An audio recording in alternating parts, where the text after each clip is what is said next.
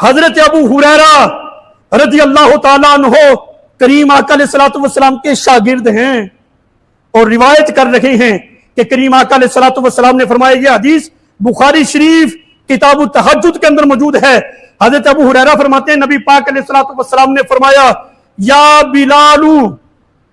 حدثنی بارجع عمل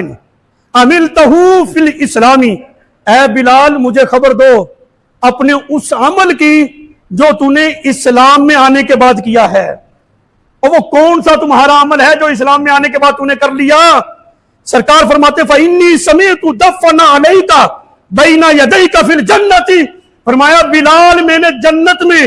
اپنے آگے آگے تمہارے قدموں کی آواز کو سنا ہے، تمہارے جوتوں کی آواز کو سنا ہے۔ بتاؤ اسلام میں آ کر کون سا تو نے عمل کیا ہے جس کی وجہ سے تم میرے آگے آگے جنت میں اور تمہارے جوتوں کی آواز میں نے سنی ہے؟ اللہ اکبر۔ حضرت بلال رضی اللہ تعالی عنہ نے عرض کی کچھ بھی نہیں، بس جو مقررہ وقت کی عبادت ہوتی ہے وہ میں کر لیتا ہوں، وضو کرتا ہوں، اس کے بعد جو عبادت میرے ذمہ ہوتی ہے وہ کر لیتا ہوں، یعنی پنجگانہ جو نماز ہے، اور تو کچھ نہیں۔ میرے آقا علیہ السلام نے فرمایا بلال معراج کی رات جنت میں نے اپنے آگے آگے تمہارے قدموں کی، تمہارے جوتوں کی آواز کو سنا ہے۔ اس حدیث کی شرح کے اندر محدثین نے لکھا ہے، کہتے دیکھو حضرت بلال معراج کی رات حضور کے ساتھ گئے تو نہیں، اور نہ ہی حضرت بلال کو معراج ہوئی ہے، اور معراج کی رات حضور یہ بیان کر رہے ہیں کہ میں نے بلال کے قدموں کی، جوتوں کی آواز کو اپنے آگے آگے سنا ہے۔ تو اس کا مطلب کیا ہے؟ کہتے ہیں نبی پاک علیہ السلام معراج کی رات قیامت والے دن جب حضور علیہ الصلوۃ والسلام اللہ کی مخلوق میں سے سب سے پہلے جنت میں داخل ہوں گے تو حضرت بلال جو ہے بطور خادم، بطور غلام سواری کو پکڑے ہوئے آگے آگے جائے گا، جیسے خادم نہیں ہوتے خدام،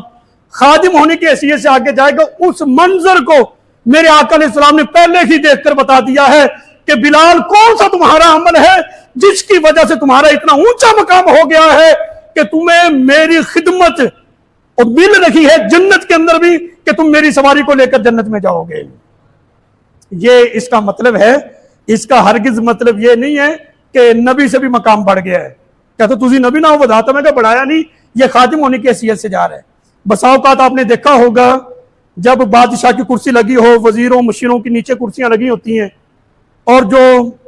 خدام ہوتے ہیں پنکھا ہلانے والے وہ بادشاہ کے سٹیج پہ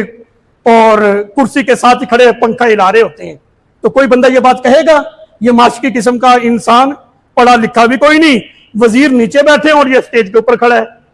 سب کہیں گے بھئی یہ اگر سٹیج پر ہے تو اپنی حیثیت میں نہیں،